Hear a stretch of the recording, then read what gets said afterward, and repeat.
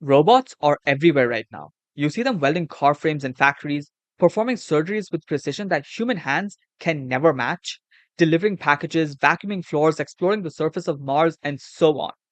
The word robot gets used so freely that it almost starts to lose meaning. So, before we dive into any of the mathematics, let's actually ask the question properly. What is a robot? The most useful definition, or at least the one that holds across every single type of robot you'll ever encounter, is built around three things: sensing, planning, and acting. A robot senses its environment, it processes that information and makes a decision, and then it acts on that decision. That loop, sense, plan, act, is the heartbeat of every robotic system. A conveyor belt can move things, but it doesn't sense anything. It doesn't make decisions. It just moves. The moment you add a camera, a processor, and the ability to respond to what the camera sees, you're now in the territory of robotics. And that distinction actually matters a lot. Once you accept that definition, you quickly realize that robots can take an enormous number of forms. And therefore, there are just as many ways to classify them. You could classify robots by the sensors they use: vision based robots, lidar based robots, force sensing robots. You could classify them by the algorithms running on them: pre programmed robots that repeat the same motion over and over versus autonomous robots that make decisions in real time based on sensor data. You could classify them by their application: medical robots, agricultural robots, industrial robots, service robots, and so on. You could classify them by their form factor: humanoid, wheeled, legged, flying, and so on and so forth. The number of classifications can go on forever. And all of these are valid classifications. And depending on what problem you're trying to solve, different classifications will be more useful to you than others. But in this course, we're building the mathematical intuition. We're going to learn how to model robots, how to describe their motion, how to plan that motion, and finally, how to control it. For that purpose, the classification that matters the most is a much more fundamental one. It comes down to one simple question: does the robot move from place to place, or does it stay in one place and manipulate things? This gives us the two major branches of robotics that this course is built around. The first branch is mobile robotics. Mobile robots move, they navigate through an environment. They go from point A to point B. And when we classify these robots, we classify them based on how they move. Wheeled robots are the most common, everything from warehouse robots to self driving cars. Legged robots walk, like a hexapod with 6 legs, or Boston Dynamics quadrupeds. They can run across uneven terrain as well. Aerial robots fly, like drones and quadcopters. Aquatic robots swim. The defining characteristic of a mobile robot is locomotion. That means they move through space. The second branch is manipulator robotics. Manipulator robots don't move from place to place, they're fixed at their base. What they do instead is reach into space around them and manipulate objects within that space. The robotic arm you see in car factories, the arms used in surgical robots, the arms used in electronic assembly lines, all of these are manipulators. And this is where the mathematics of this course actually lives. Because manipulator robots have a beautiful mathematical structure to them. They are built out of a chain of joints connected by rigid segments.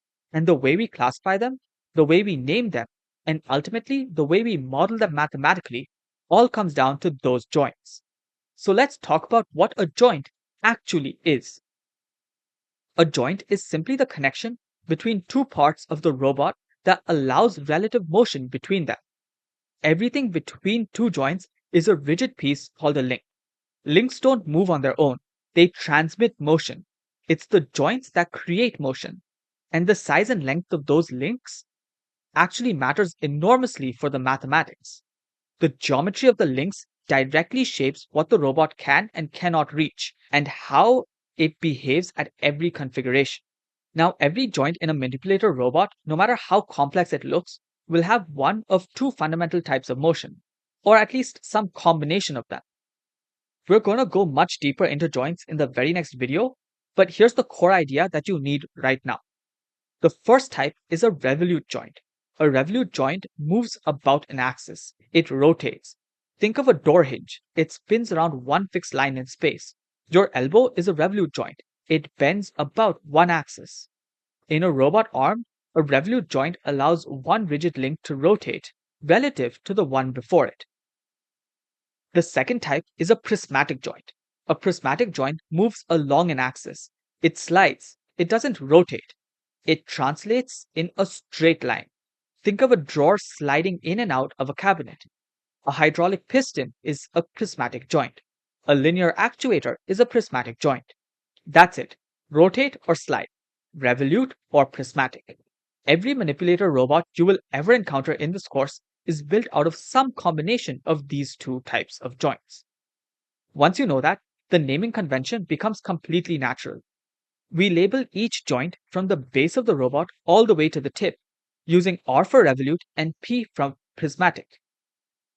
A robot with two revolute joints followed by one prismatic joint gets called 2R, 1P. A robot with three revolute joints is a 3R robot. One with three prismatic joints is a 3P robot. You could have 1R 2P, 2P 1R, or any combination you like. The notation simply reads out the joint sequence from the base to the tip, and that sequence tells you the fundamental characteristics of the robot. It tells you the motions that the robot is capable of actually performing.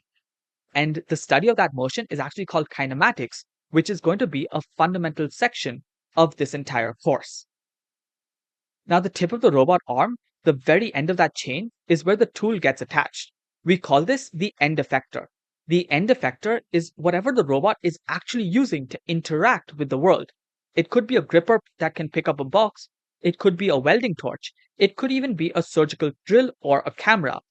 Whatever it is sits at the end of the kinematic chain. And getting it to the right place and pointing it in the right direction is fundamentally what the entire mathematical framework of this course is designed to achieve. Now, certain joint configurations come up so often in practice that engineers have given them their own names. A 3P robot, that's three prismatic joints, one sliding left and right, one sliding forward and backward, and one sliding up and down, is called a Cartesian robot or a gantry robot. Its workspace, which is the volume of space that the end effector can actually reach, is just a rectangular box, very precise and very predictable. A 3R robot, three revolute joints, is called an articulate robot. This is the most common form of an industrial robot arm. Your own arm is essentially a 3R robot at the shoulder, elbow, and wrist. The workspace of an articulated robot is not just a simple box and is a bit more complex. And understanding the workspace is one of the things that we'll do in detail in video 3. A robot with a revolute base, a revolute shoulder, a prismatic vertical axis, and then a revolute wrist, so essentially an RRPR configuration, is called a SCARA robot. SCARA stands for Selective Compliance Assembly Robot Arm. These are everywhere in electronic assembly lines because they're extremely fast at horizontal movements. An RRP robot, two revolute joints and one prismatic joint, sweeps out roughly a spherical workspace and is called a spherical robot or a polar robot. There are many other named configurations, and we'll encounter several of them as the course goes on. But the point is not to memorize the names.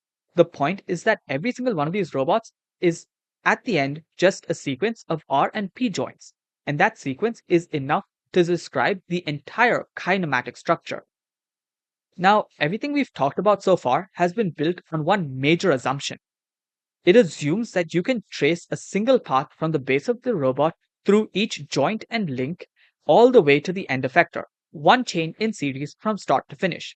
These are called serial manipulators, and they're the primary focus of this course.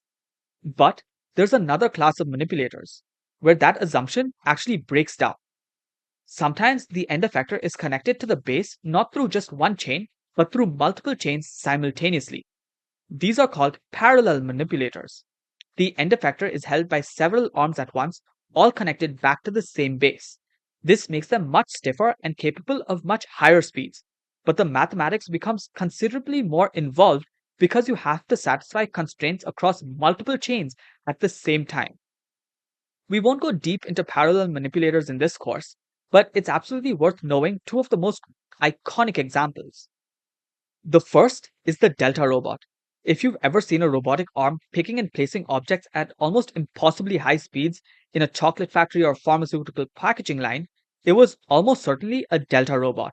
Three arms connect the end effector to a base that's fixed above it. It's extremely fast and extremely precise, and it's a parallel manipulator. The second is the Stewart platform. This is a platform connected to a fixed base through six prismatic legs. By extending and retracting each leg independently, you can move the platform to almost any position and any orientation. Flight simulators use Stewart platforms to physically tilt and move the cabin. So do many high end precision manufacturing machines. Both of these are elegant, powerful machines. But for this course, serial manipulators are where the mathematical foundation lives. Once you understand serial manipulators deeply, the idea extends. So here's where we are. This was video 1, the first video in a course of 25 videos split across 10 modules. This video hopefully gave you a broad landscape: what a robot is, how they're classified, what manipulator robots are built from, how they're named, and the distinction between serial and parallel chains. From here on, each video dives deeper into one piece of this framework, building the mathematical intuition layer by layer. If you want the full breakdown of what each video and each module covers, it's all there in the description. Now, alongside every single video in this course, there's a companion playground file. These are interactive simulations, and you can download the full set of 25 files as a pack with one file for every video. For this video, the playground lets you look at several of the most common manipulator configurations that we talked about today. You can see them rendered in 3D and see how their joints actually move around, so that you can get a feel of how each configuration behaves. As the course progresses, the playground files get progressively more involved, letting you interact directly with the mathematical concepts as they build up. The goal is to give you a hands-on layer that videos alone can never provide. So let's close with why any of this actually matters. Robots are no longer something that you only find in research labs or car factories. They're in hospitals performing surgeries, they're in warehouses running logistics, they're out on farms, and they're even in your home.